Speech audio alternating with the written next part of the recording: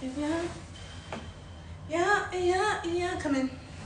Yeah. Hello, everybody.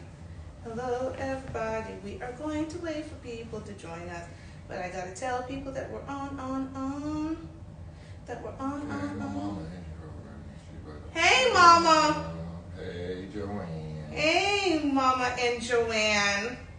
Thank you for everyone that's joining us. We are going to start shortly.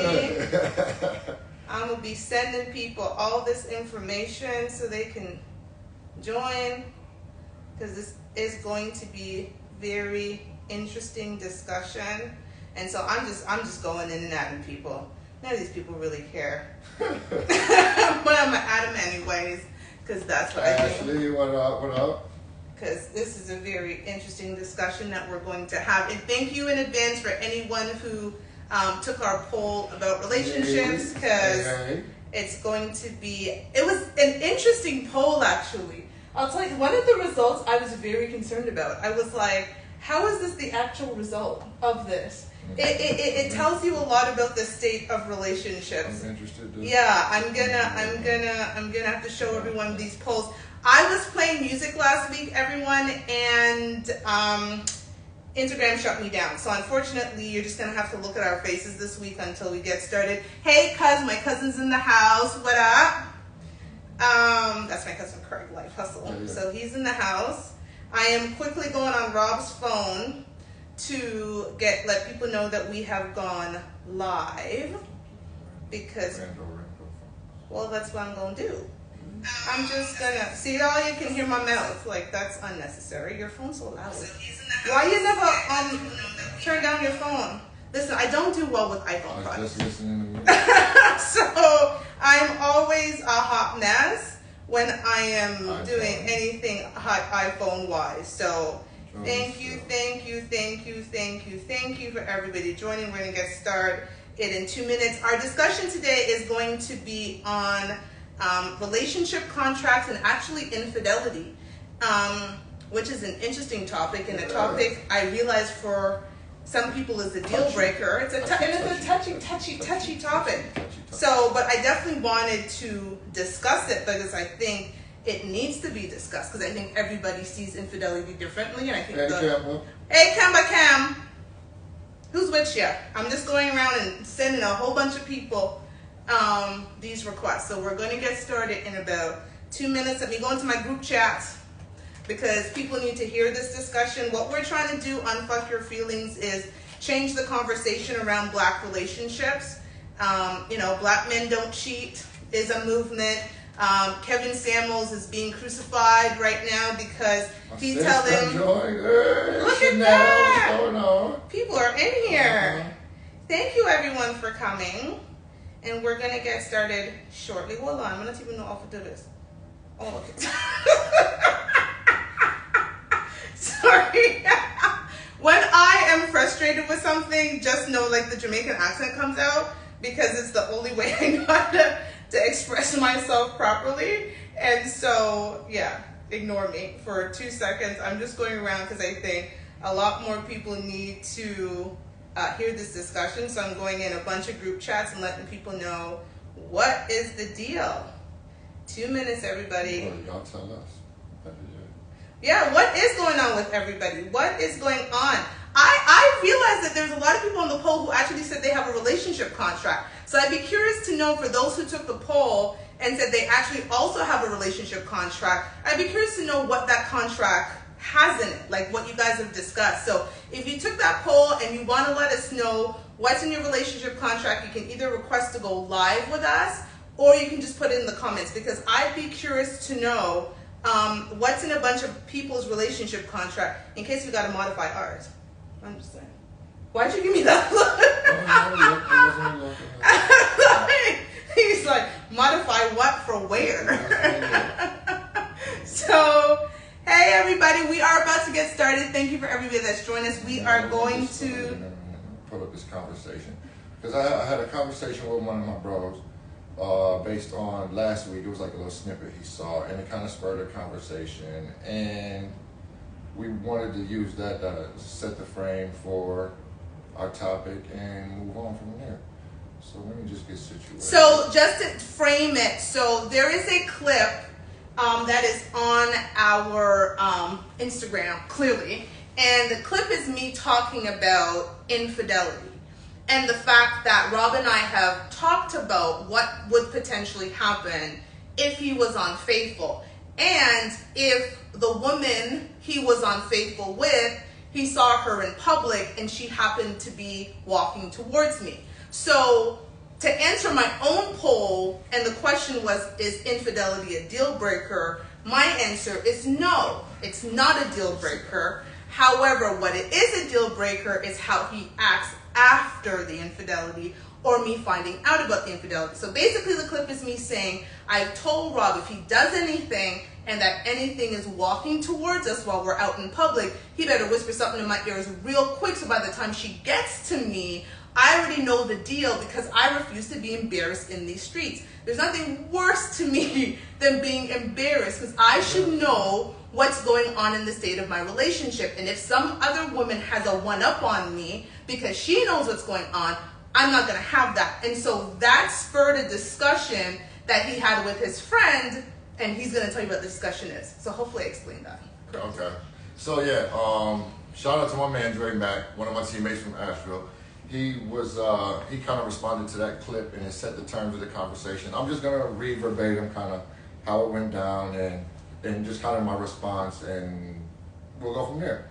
So the clip, as you said, it was in response to that. It was like, Rob, man, I don't know your lifestyle, bro, but the kind of dude she's sounding off about don't seem like you at all. And I'm like, okay, Andre Mack, please elaborate, bro. What sounds more like me?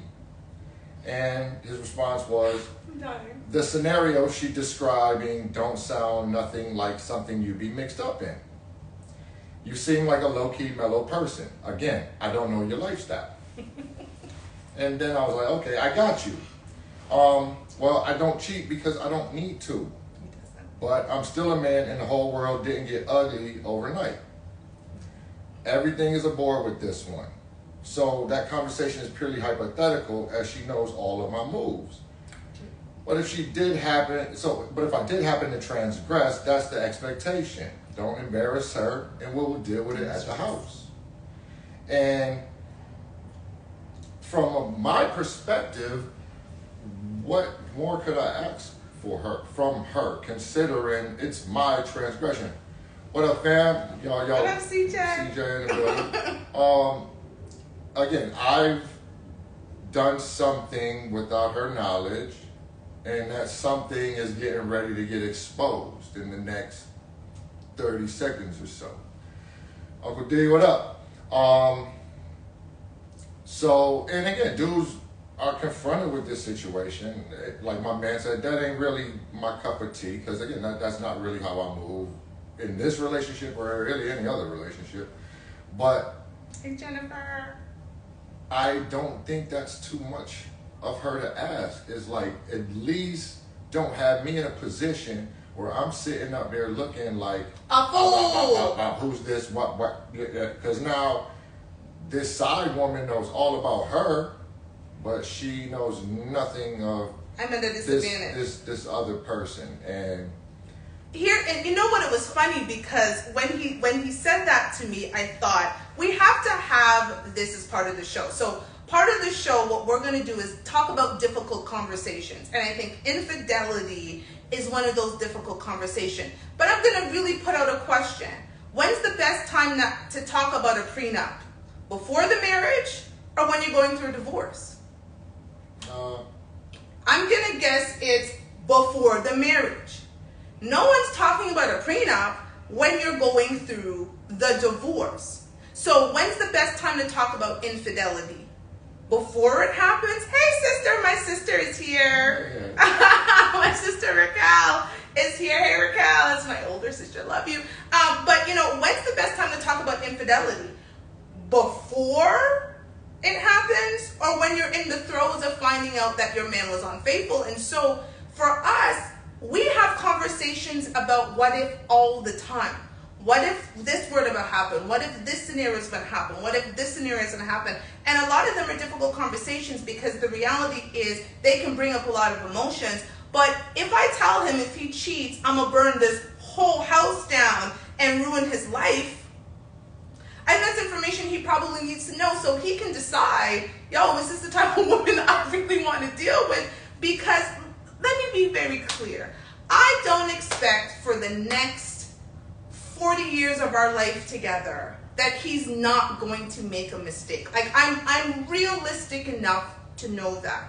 And I say that even with a caveat because we'll have a whole other show about that. He doesn't need to. Rob can let me know if he finds another woman attractive and wants to go down that road.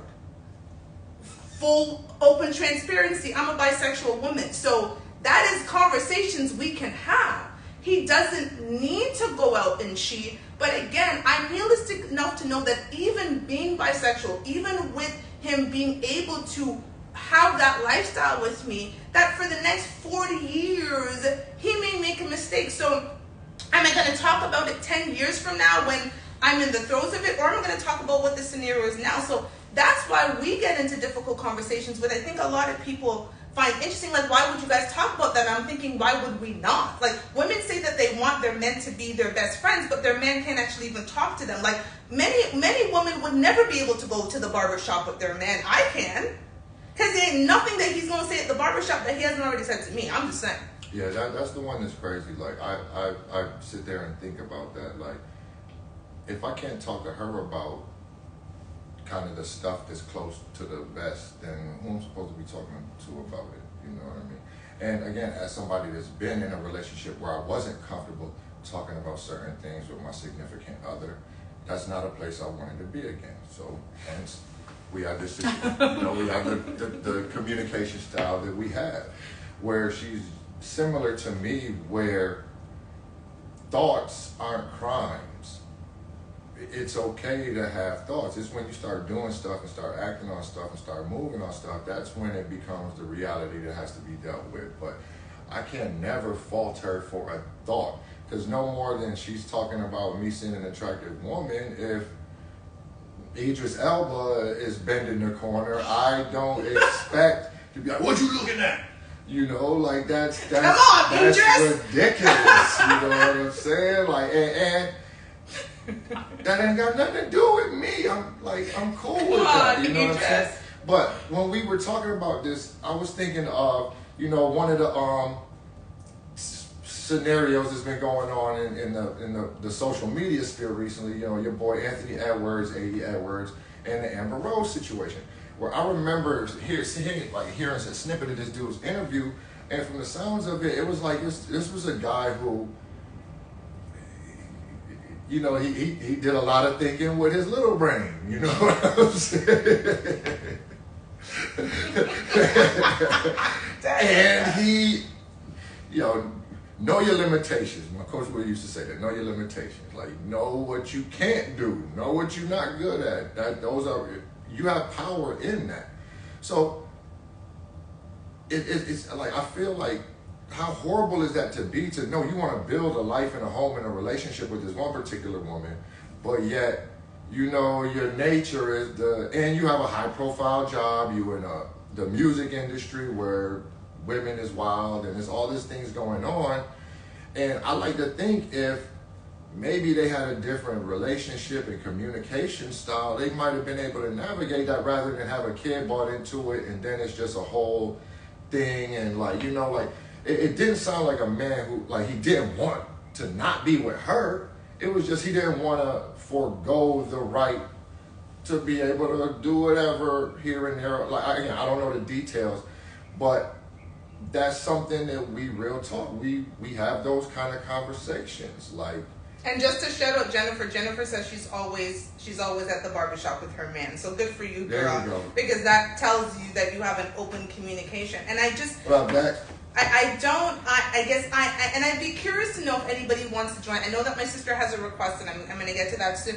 If anybody has had that conversation with their significant other and wants to tell us about us, either in the comments or to come live with us, are you having conversations, what-if conversations with your partner so that you're setting up your relationship for success? Because for me, I believe that setting up your relationship for sex. I know where my mind is. Success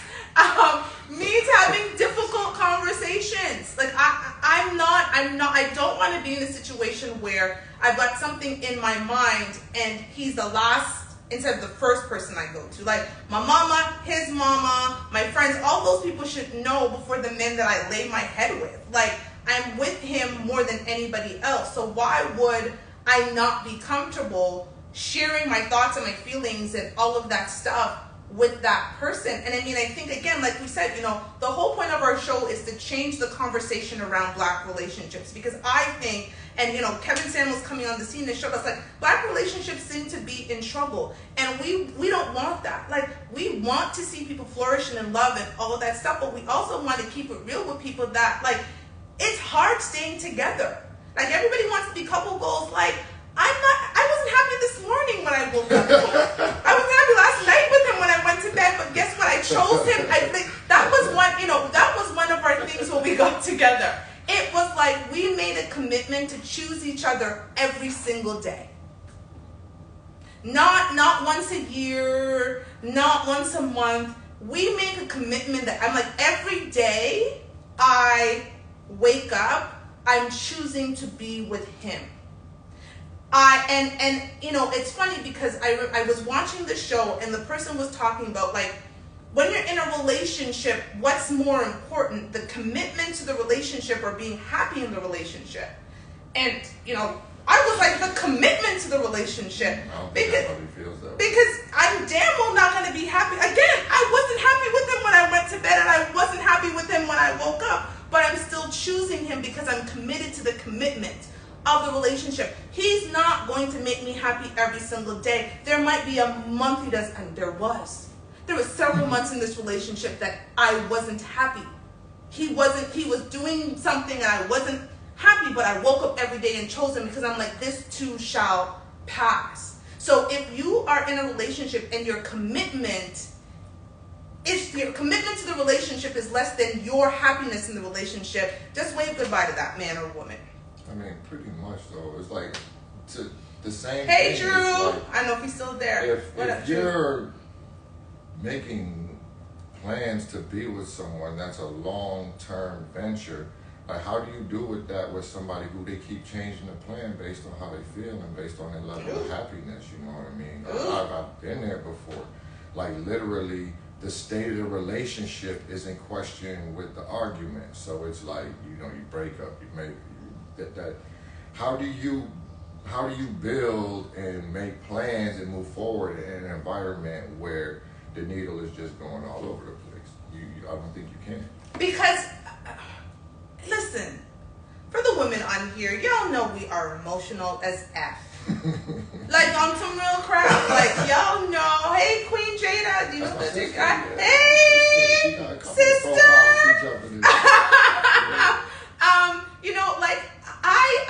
My mood swings change, and especially that time of month. Like, we're gonna keep it real on this show. Like, we're not here to do no fake crap. Like, my mood can swing from high to low in a matter of 24 hours. So if my commitment in the relationship was to him making me happy, he failed at least 7 days out of the month.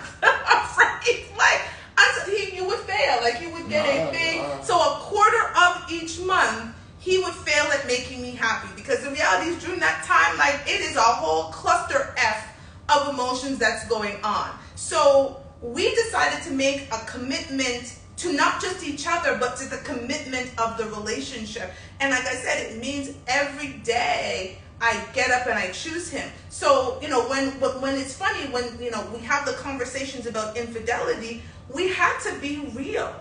We had to have a real conversation about it, about what in the hell really would happen. I'm not gonna cap. I'm not leaving him. The fuck are you talking about?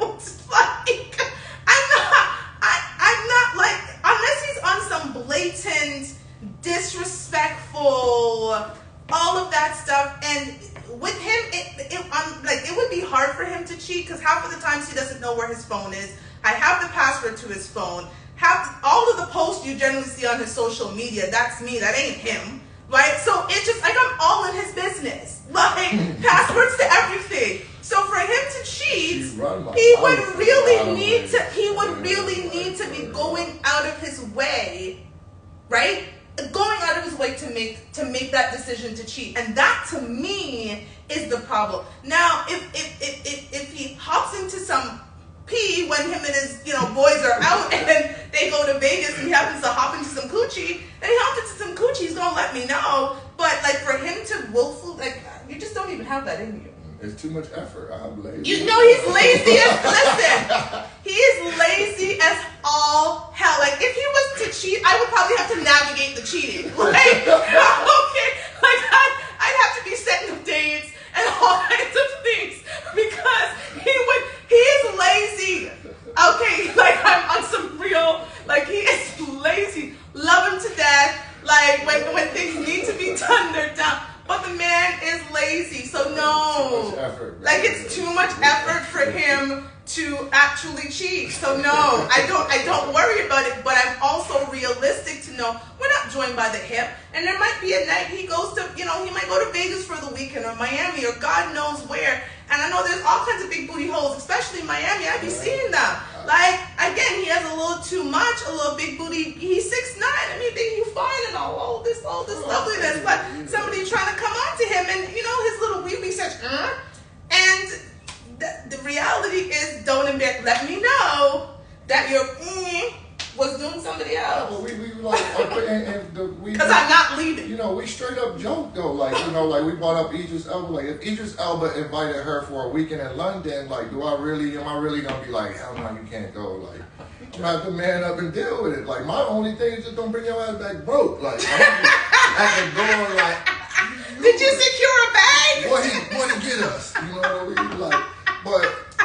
Like, but come on, man. Like, it's just but it does, like, I like to think that we got more going on than purely like I don't know. We both are pretty secure individuals, I know that just my nature sometimes makes her feel insecure about certain things, and because he's not like, if you want the sweet romantic lovey-dovey man, my favorite time with him is when we're sleeping, because he holds me in close, and it's like, if I'm mad at him and I try to like tense up, he's like, come here, right? But if he's like, stop playing, I ain't got time for this. He's like, I need to go to sleep now, and you're messing up my sleep, so he'll drag me from the other side of the bed. He's like, come here, and so let's go to sleep. So I can't even be mad because he won't even let me. But if I'm expecting on our anniversary that he's gonna have rose petals on the bed, and no, I will be disappointing myself. And if he does, I'll be happy. But I think a lot of the times we set up ourselves for like failure. Like, I said to him, our anniversary is on the 28th of this month. I was like, you better do something special, but I'm not telling him what that is because it's up to him to determine what's special. Right? He knows me well enough to know what I would like, but I don't think he's going to go out of his character to do something. And I think that would be unrealistic of me to expect that, like, for our anniversary, I wouldn't do something that he didn't want. Like, I wouldn't give him something that made me happy. Hey, man, real talk. Some of y'all need to stop trying so damn hard in these relationships, too, man. For real. Like, stop trying so hard. Let it come to you. Like, if it's meant to be, it's gonna happen. Like, that's the law of attraction. Like, when somebody really feeling you, you don't have to chase after them, male or female. And let me just, as a woman, let me just tell y'all, it is unnatural for women to be chasing after men. Like, listen, y'all can call me old school. Like, I expect people to come for me on the show because I have very, I guess, non-modern women. I don't even know what they're calling them these days. But these modern women rules and this, and women can do what men do. I wasn't chasing him. Where am I going? First of all, he's 6'9" with long legs, and my little 5'5" with my little stout track Jamaican legs. Like, well, first of all, what do I look like running after a man? Like, what do I look like? Like, why? The men are like buses. There'll be another one in 10 minutes. So what do I look like running after some men? And I get, listen, it is a competitive landscape. I completely get it. I completely get, again, especially when you live in places like Atlanta, Georgia, where between LA, you know what I'm saying, New York, there are absolutely supposedly it's a very competitive market. And if you're a competitive woman, and I'm competitive, I ran track for many years. Like, if you've ever met a Jamaican, like, meet a Jamaican that isn't competitive. We're competitive about the islands. Like, we think we're better than every other island and all of these different things. Like, you want to meet a competitive person, talk to a Jamaican. So I'm naturally competitive, but the one thing I'm not going to compete for and run after is a man. Like, I would never be on The Bachelorette. Like, I don't have pick me energy. But what I will do is show up as my best self. What I will do is show up as my most feminine self. And, I say it, for those of you who don't know, I have 7 books, but there's a particular one, No Handouts for Black Girls, that I talk about. A lot of women are single because we're bitches. I was a bitch. Like, flashing freaking lights, because I was under the strong, independent woman. You know what I bring to the table? I bring this, that, and because I was making good money, and I was a lot of it. I thought all of this stuff, and then when I went to therapy, okay, my therapist was like, no, you ain't attracting nobody with that attitude. It is, and the funny thing, it was so against my nature, because as a West Indian woman, when we get into a relationship, we're actually groomed to serve our men. I will be honest, my mother didn't teach me a lot about womanhood, but, if there's any Jamaicans on the thing, what my mother said is, if you don't know how to cook, you're not going to get no man. Basically, translation, you don't know how to cook, no man wants you, because no man wants to carry a woman who doesn't know how to be a woman. And so I had these two sides that was very traditional, but I had I'm a strong, independent Black woman raising a child to be independent. And the reality is, no straight man wants to date another man. And that's what we look like when we're running around in strong Black woman, independent energy. It's repulsive to most men. And it took a man to tell me, you're great, Sheba, but I'm going to pass. Basically, because you're a bitch and you have an attitude. And no other man had ever dared to tell me. And you want to know why? Because they didn't intend to keep me. Well, that's what I was going to say. On some real shit. Like, I'm being very honest with y'all. Like, my dating calendar was full. There were times I went on 3 dates in one day because I had to pack that shit in. I was working 60-hour weeks. So the times that I packed dates in on a day. But the reality is, when you come with male energy and all of that stuff, the men don't intend to keep you, so they're not going to ever give you advice that's going to help you to be better. They're just like, I'm good. And I dated really good quality men. I wasn't dating bums off the shelf. There were a few that were bums. But most of the men were good quality men, but they never intended to keep me because I was a bitch. I mean, that's what a lot of women confuse get with you energy with be with you energy. And they're not the same thing. A dude want to get with you and have zero desire to be with you.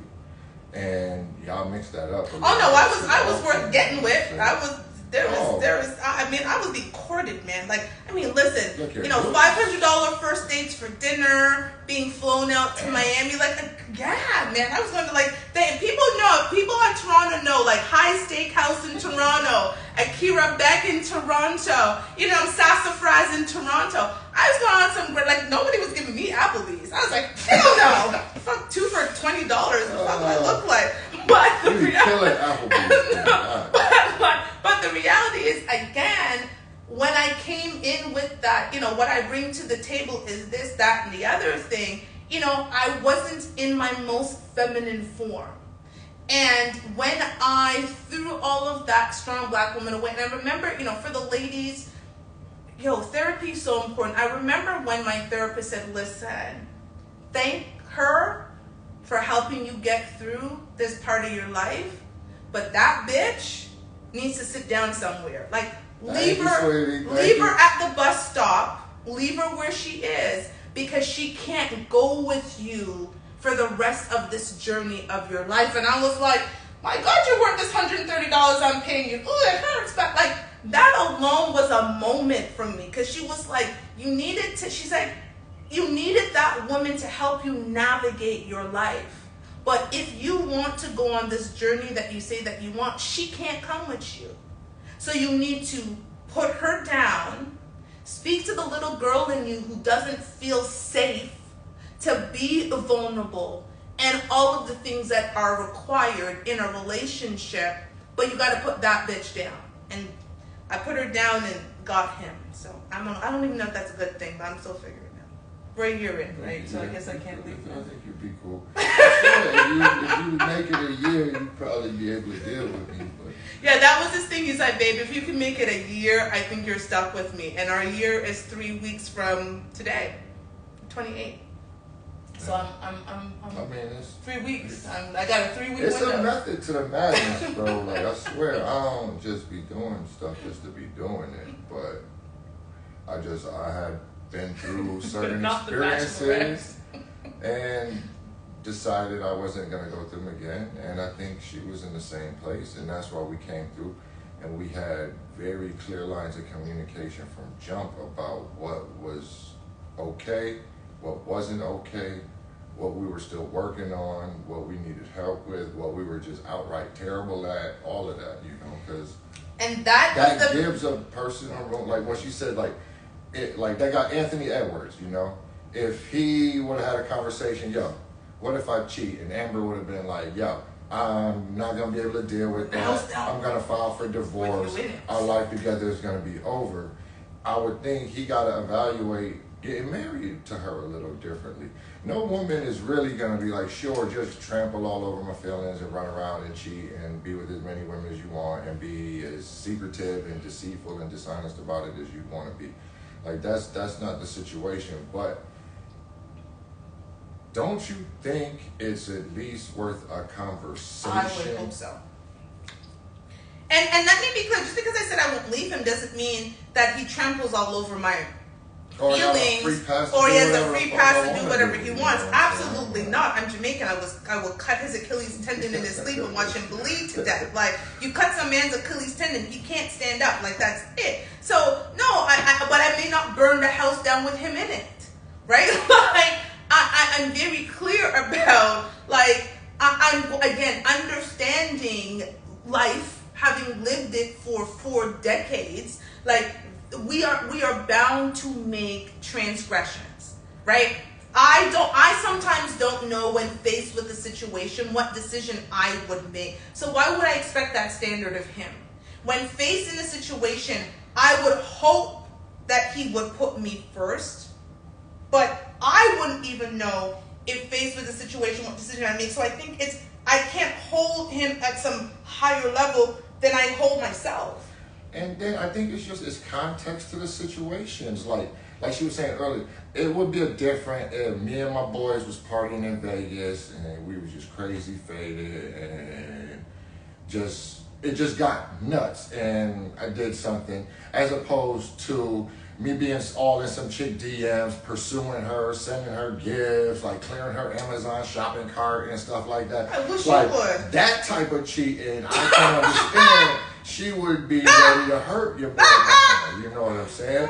But she can understand, oh, you was in Vegas with your boys being dumb and you did something dumb. Like, that's on brand for me. You know what I mean? He doesn't handle his liquor as well, I think. I don't drink a lot like that anymore. And when I do drink, I'll get to thinking I'm 22 again and I'll be just turn up. And next thing you know, I'll be sleeping in the backyard when it's about to rain and all kind of stuff, man.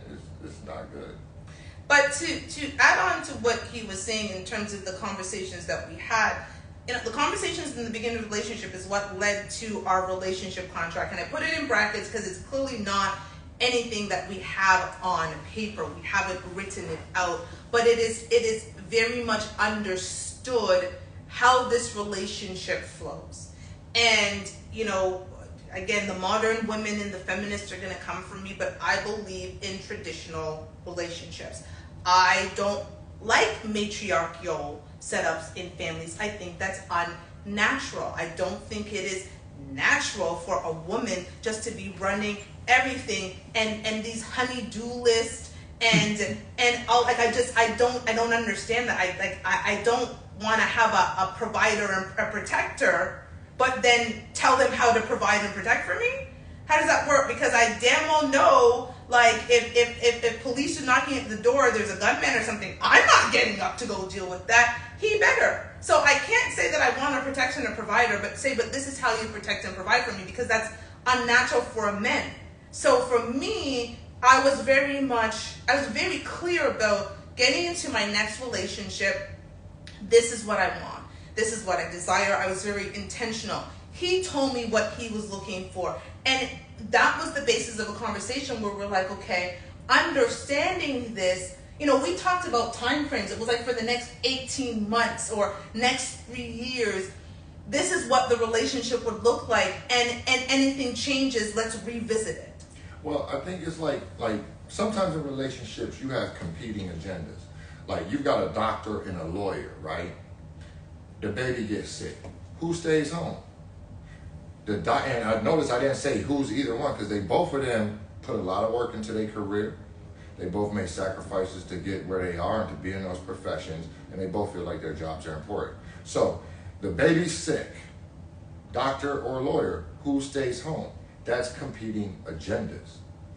With this dynamic, there's no competing agendas, ever, ever, ever. Because I'm always in one lane and she's always in another one. So I'm not stepping on her feet about, going in there just dropping paprika in the pots and stuff like that. Like, just doing shit don't even know what I'm doing. And she's not making nigga moves. I mean, for lack of a better way of putting it. You know what I'm saying? And I was. And that didn't work. And that helps. We don't have to compete with each other. We collaborate with each other to get where we're trying to go. Right. We're on the road together. Right. And, last week I talked about for us, people talk about 50-50 in relationships. Yeah, we got 50-50. I'm 100% what happens in this house, and he's 100% what happens out there. And the funny, I'm going to keep it real. The pandemic and the shutdown, for those of you who don't know, I'm Jamaican. I think I've said that a couple times, but I lived in Hushimo. I actually, when we met, I was living in Toronto, Canada. And I moved out here to be with him. And before the shutdown happened, this was January 2020, I'd gotten downsized from my job. I was making really good money. I was making like $90,000 a year. I was driving a BMW, and I was, living my best life, doing my thing. The pandemic happened, the shutdown happened. I started a business after I got shut down. I was doing consulting. The pandemic shut everything down. I ended up writing 6 books in 6 months. Actually, I have 7 books out. Like all of this stuff that I ended up doing. I'm telling you the story to say, from that time to me moving, after everything I just told you, I had sent out my resume a gazillion freaking times, and I had 2 interviews in like a year and a bit. And again, my last role was being the regional manager of a private after-school school. Like I was literally responsible for like 5,000 students and hundreds of staff members. And I could not find another job. Like it was not, I had 2 interviews and one happened to be a damn referral from my girlfriend. Okay, so imagine all of like my money was just going, and I'm trying to do the consulting business, and I'm writing these books, and now we have a shutdown. So and all of these things were happening. And I was like, what in the hell? But the best part about it at that point, I realized like, I don't ever want to go back to the corporate world. This is not for me. If I had a choice, I would be doing X. And X was writing my books. And before we started this show, I also co-founded another show called Not Your Typical Girl Talk, which I also have a radio show. So I turned what was an online IG live show and I parlayed that into a radio show. And I was like, if I could do anything with my life, that is what I would do. But that requires me, and it requires someone who's okay with the fact that I may not be bringing in $90,000, $100,000 a year. Where am I going to find that man? He's invested in what I do, but investing in what I do means that when it comes to raising our daughter, I'm here. If anything, I make sure she's up for school. I make sure she's ready for school. I do her hair. I'm the one who knows her teachers. I'm the one who knows what's going on with her. When she's sick, I'm the one that's here. Anything that happens, it's me, because it allows him to be able to be the breadwinner, to be able to support me. Because one day we talk about the fact that I probably will make more money than him, at which point he'll quit his job because we don't need it. That's actually part of our relationship contract. Part of our relationship contract is I stay home, I do all of the things that I need to do. And the reality is, between the 2 talk shows that I have and writing books, again, I wrote 7 books in 300 and published them in 363 days. I'm writing my 8th book, after which I'm taking a break, I've been told. But it's a lot of work. Half of the time I actually am up later than he is, working and editing videos and all of the gazillion things that I do. So when I say that I don't work, it's not like I'm not Peggy Bundy. Like, I'm not sitting around having bonbons. But the dynamic that we created allows me to go after my endeavors in the best way possible, but also allows me to be here because he was a single dad raising his kids before me. I came along, and now we have a family dynamic. That works for us. But we had the conversation and understood that we were both on the same page. And it was literally, if we were not, I would have went to the left, and he would have done whatever he did. But understanding and having difficult conversations and being very clear about what we want, and being very clear at the fact that, and when this, in this, 18 months, I think we said in the beginning, we'll revisit it to make sure it's still working. Imagine if people had to revisit their marriage licenses every 3 years or every 5 years. Shit's already 50-50. Like, that's what the pandemic did, though. It had a whole bunch of couples that was not spending a lot of time together because of the nature of the world and moving and doing and having everything going on. And all of a sudden, you was forced in the house with your kids, with your wife, with your mother-in-law, with all of these situations going on, and all this extra time, and like that's why we were just talking Miguel and Miguel and his, after 17 years, Miguel and his wife. 17 years, it was fine because they had a long distance relationship. For most. Pandemic came, they had to move in together, and they broke up within a couple of years. It was like, it was fun being with you for 3 months here and there, but now that I gotta be stuck with you, like, I don't like, that you put like, he leaves his clothes after the shower behind the door. So when I go, 95% of the time, so when I go behind him and I'm going in the bathroom, there's his clothes. Guess what? I just pick it up and put it in I don't make it a big deal because it is what it is. But for some people, that's absolutely annoying. He wakes up and makes a whole heap of noise. For Jamaicans, it's a whole lot of noise. It's just, but it is what it is. That is me accepting him in his entirety because he's got to accept me. And like he says, all of my craziness. I got a whole bunch of rules. But again, I think when you're sitting down and you're having a relationship, I think you have to be realistic and you have to be intentional. And it was funny. I'm going to go to the poll, and this is the interesting. For those who, again, if you participated in the poll that we had up before the show, thank you. I appreciate it. I found something interesting. Yeah, the pandemic did expose a lot. I found something very interesting about the poll. So I asked, I'm so like asked. I'm Jamaican, so I said asked. I asked 5 questions. One of them surprised me, and you'll understand why. So the 5 questions were, do you have a relationship contract? 75% of people said yes, that did it. It was 25% no. Do you discuss the state of your relationship on a regular basis? That was actually good. It was 80% yes, 20% no. Is infidelity a deal breaker? That was 50-50. These 2 questions were interesting because I asked the same question in different ways. The first question was, are you being loved the way you want? 17% yes, 83% no. Then I asked, are you loving your partner the way they need? 60% of people said yes, and 40% of people said no. So why do I find that interesting? Clearly the discrepancy. So you, as a person, you think that you're loving your partner the way they need, but they're not loving you the way that you want. I thought that's like 17% yes to the way you want and 60% yes to the way they need. The follow-up should have been, are y'all talking about it? Well, If again, you have a discrepancy, I can't imagine y'all talking about. Well, but again, 80% of people said yes, they do talk about the state of the relationship on a regular basis. Here are some things that I don't do it often, but I do it often enough with Rob. And I ask him, and it's funny.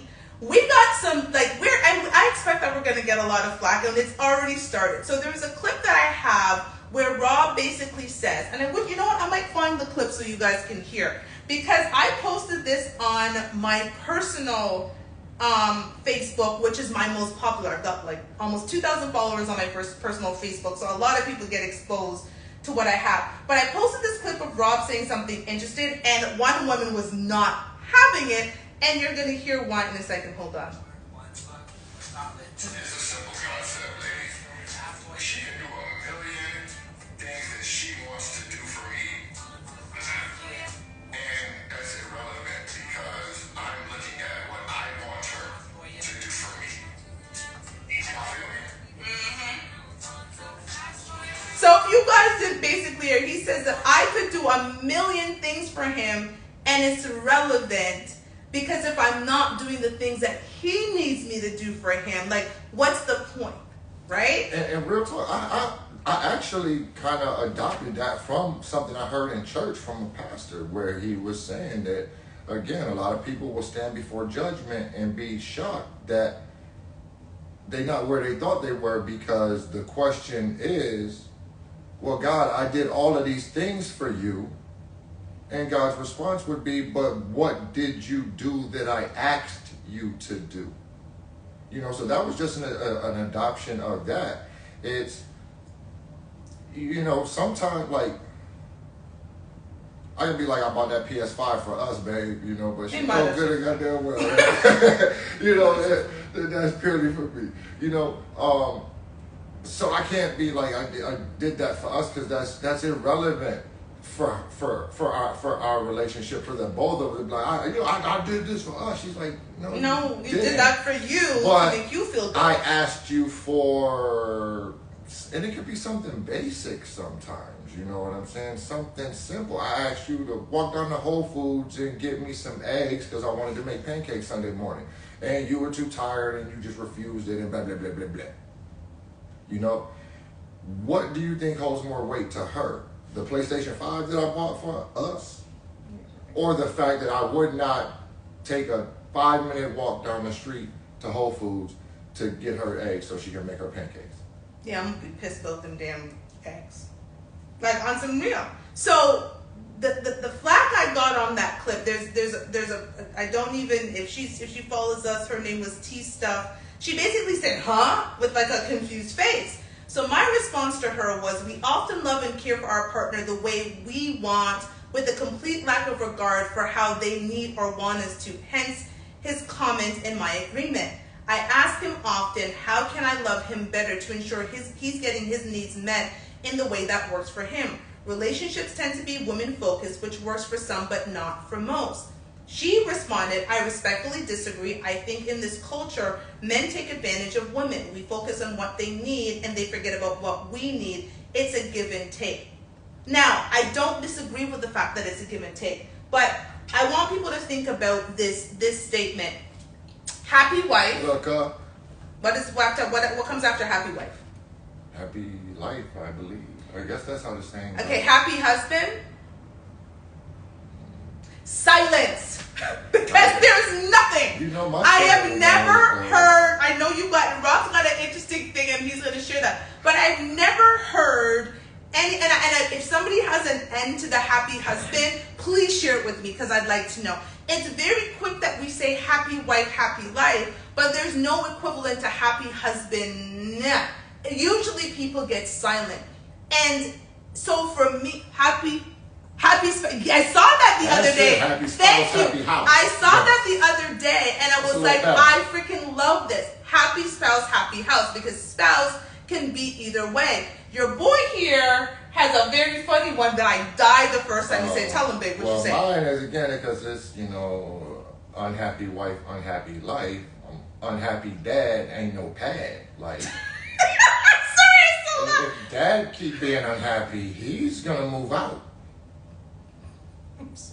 unhappy dad, there ain't no pad. That, to be the first time you said it, I And get mama got to pay mortgage on her own.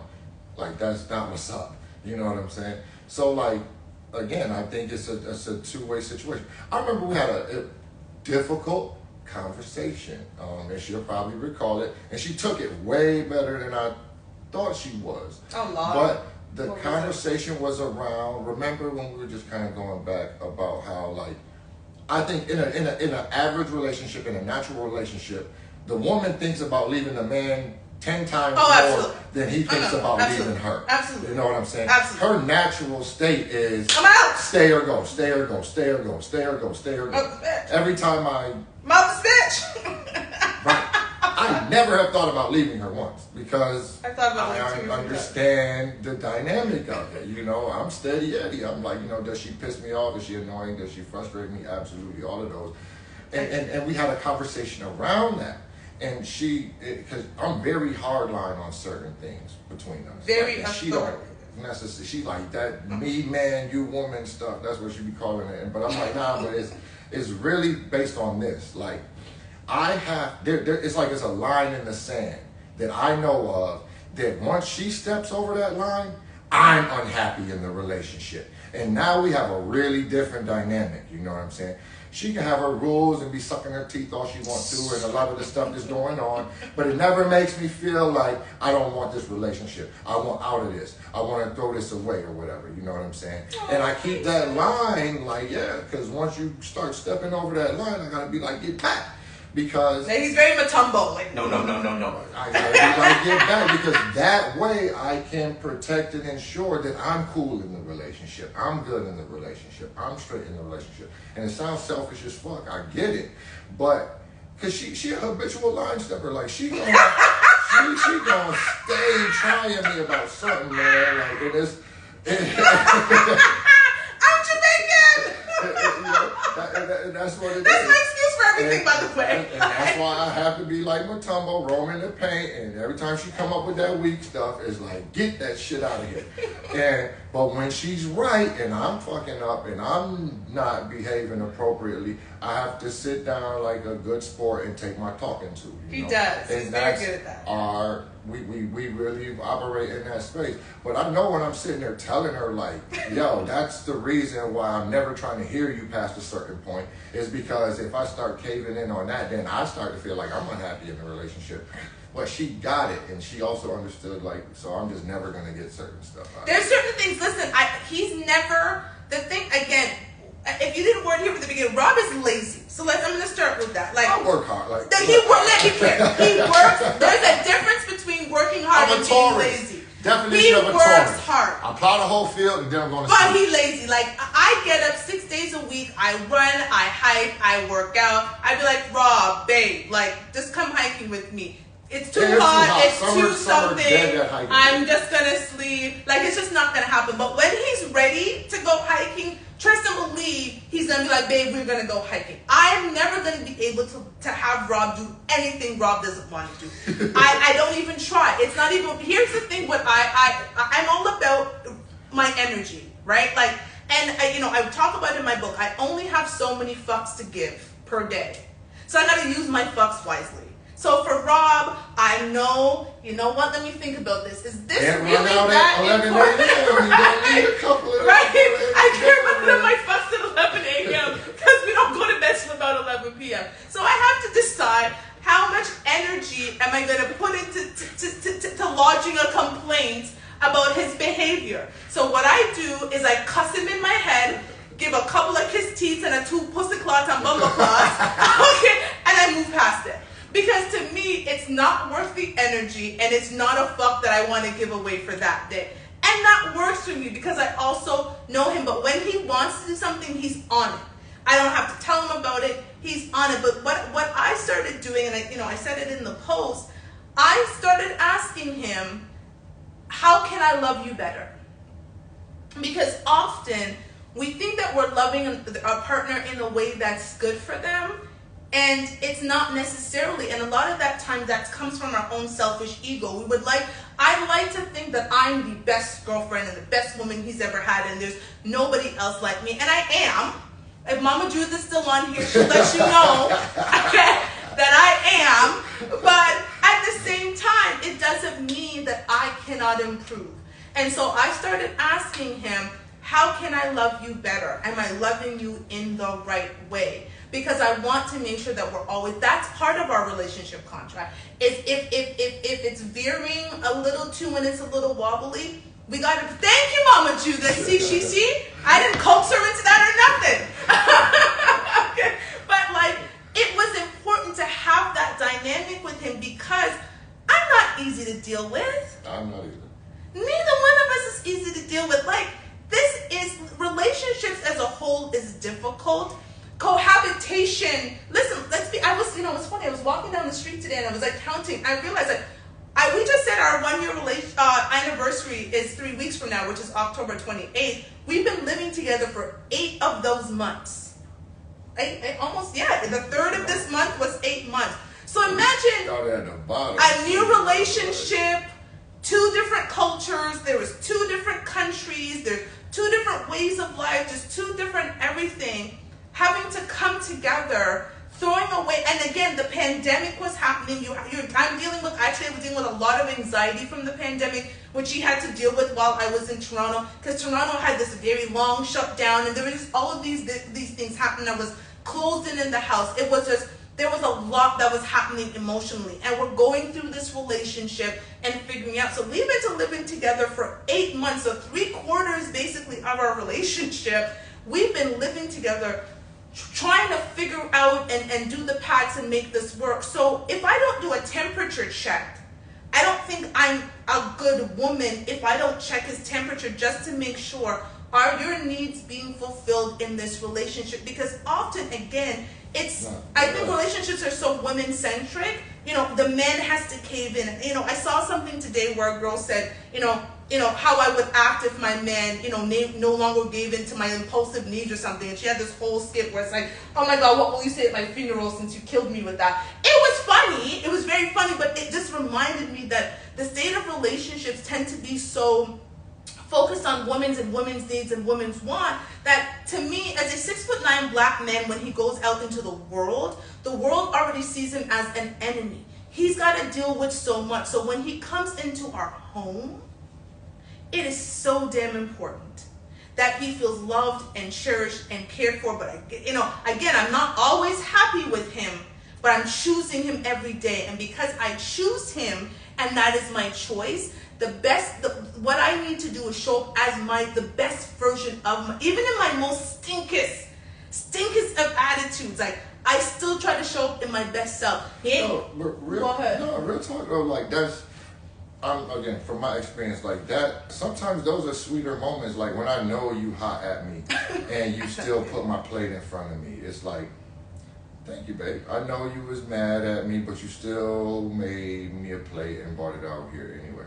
Like, you brought it out here and you're in there eating at the dining room table.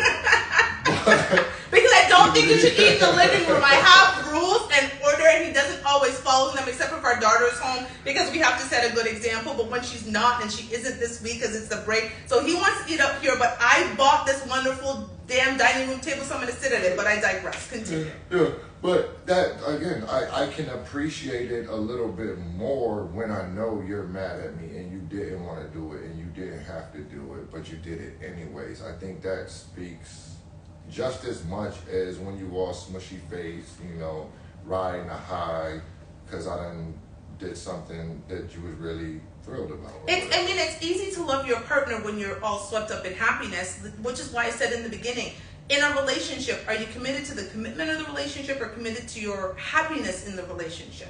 I'm not always going to be happy, but I'm always going to be committed.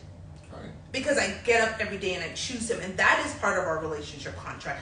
The moment, we talked about the moment you're getting up every day and you no longer want to choose me, that is a conversation we need to have.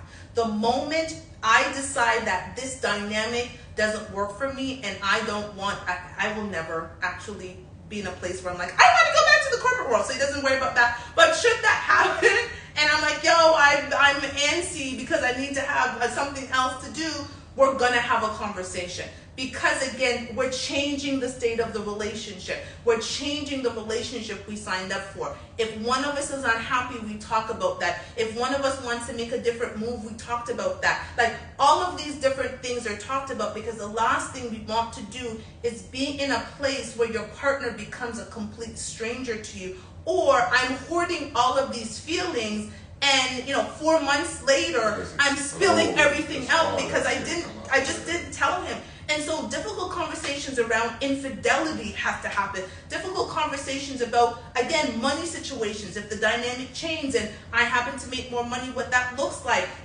Difficult conversations like, I was very open. I want to pay zero. I don't pay $0. I want to pay $0. Kevin Samuels, if you watch it, asks women all the time, how much of the financial burden of the home do you want? And they and the and again, pick me. Oh, I'm okay with 50%.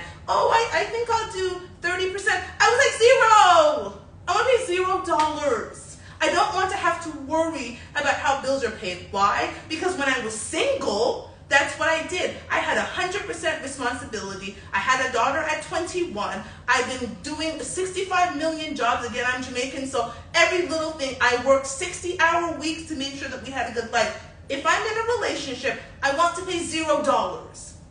He heard me. I pay $0. I don't know how the lights flick on. Not my problem. But he also doesn't know, again, our daughter's homework is done. The food is made. All of this magical stuff happens with our show. All this magical stuff happens with me writing books. There's all this magic that happens behind the scenes, and he just sees the end result. He doesn't need to worry about the other stuff, and I don't need to worry about the stuff with the $0 I want to pay.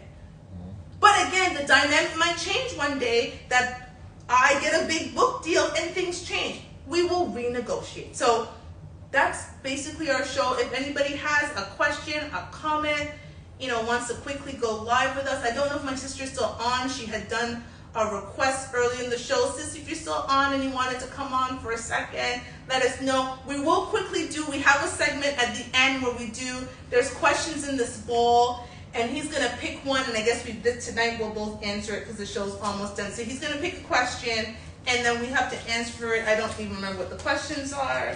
So what? Do you think, oh Jesus, this is the entire topic of the show. But I'll answer it anyway. Do you think infidelity is always a deal breaker no matter what? Well, I think this question is phrased that you really want me to say no, because it's like, Jesus, but my natural honest answer is, again, like I kind of alluded to it earlier, it's in context, like, and that's why y'all should be talking about it. Like, it's like, if you kill someone and you go to court, murder ain't murder. It's context around it. It might not even be murder. It might be manslaughter. You didn't mean to kill nobody. Or they got first-degree murder where you was hiding in the bushes and you jumped out, pow, pow, pow. You can't say, I didn't mean to do that. You know what I'm saying?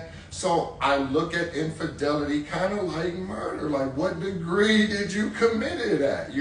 First degree murder, I don't think I'm going to be very, wanting to hear your sob stories about your first degree homicide. Because I was in these streets, like how you caught that body in the first degree. But accidental manslaughter, I was backing up and I ran somebody over. You can be on trial for manslaughter for that. So basically he's saying, if I'm in these streets coochie popping, no. Sparking on niggas. Okay.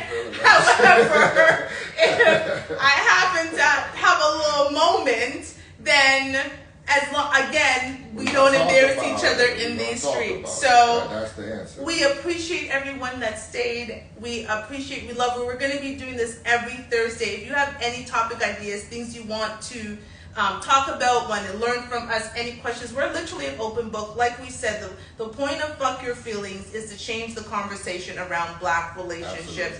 We think that is important. We want as much Black love as possible. And so we are willing to tell you the good, the bad, and the ugly of what it takes to stay together when you got two. Are we middle age? I don't even know. But I'm again, first of all, again, like I said last week, I can still drop it like it's hot. I've got Meg Thee Stallion knees. Do not call me old. I am done with you. Again, I'm Jamaican. These knees are still popping. I can bubble wine and do a split. So I am not old. Thank you, everyone. I'm going to talk to him about this offline. Thank you, everybody, for watching. Appreciate it, fam. See you next week. Thursdays at 9 p.m. Eastern, 6 p.m. Pacific. Thank you. We out. Let me stand up a little bit. Let me. I had to do the most. Okay, bye, everybody. See you next week. I just got to show them why you stuck around. I'm just saying. I told them